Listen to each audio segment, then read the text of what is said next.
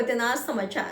ખોડિયારનગર સ્થિત રાજીનગર 2 માં જૂનું જર્જરિત મકાન ધરાશાયી, નમતી સાંજે વરસેલા વરસાદમાં જૂનું જર્જરિત મકાન ધસી પડ્યું। છેલ્લા ઘણા વર્ષોથી મકાન બંધ હાલતમાં હતું, જેનો ઉપયોગ ગોડાઉન તરીકે કરવામાં આવતો હતો।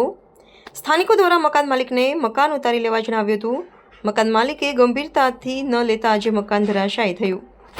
બનાવની જાણ થતાં ફાયર બ્રિગેડની ટીમ ઘટના સ્થળે પહોંચી। સદનસીબે આ ઘટનામાં કોઈની જાનહાનિ કે ઈજા નથી। વડોદરા શહેરનો પૂર્વ વિસ્તાર છે ખોડિયારનગર 4 રસ્તાથી નજીક રાજીવનગર 2, લગભગ 35 થી 40 વર્ષ જૂનું મકાન અહીંયા ધરાશયી થયું છે।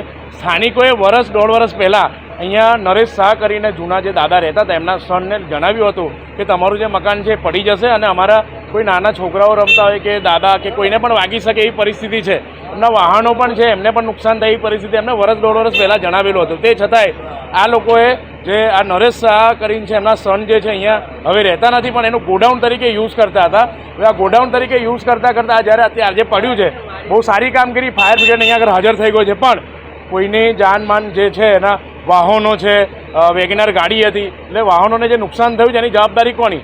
જ્યારે આ જવાબદારી વિસ્તાર સ્થાનિકોએ જ્યારે એમને કીધું કે ભાઈ અમારા વાહનોને નુકસાન પહોંચ્યું છે, ત્યારે એમના જે નરેશ શાહ છે એમના સને આ લોકોને ધમકાવવામાં આવ્યા કે ભાઈ તમારાથી જે થાય એ કરી લો, 1 બી રૂપિયા મળે નહીં। તો આ વસ્તુ સરેસર ખોટું છે।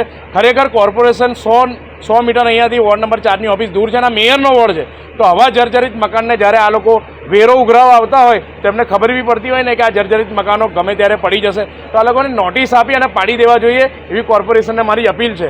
અને જે પણ લોકો અહીંયા આગળ ને નુકસાન થયું છે એને એના જે સ્થાનિક દ્વારા જેનું ઘર પડ્યું છે એના દ્વારા એમને વળતર આપવામાં આવે એવી અમારી માંગ છે અને એમને એક જાતની વિનંતી છે।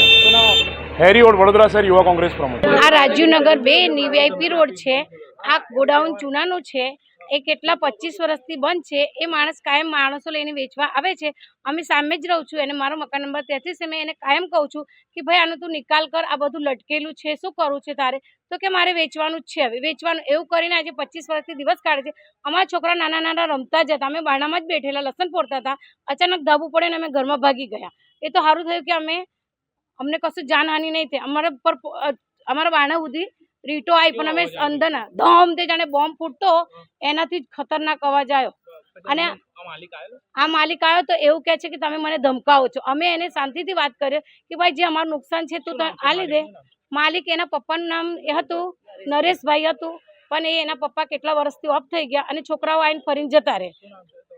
અમારું નામ મંજુબેન મૌર્ય છે।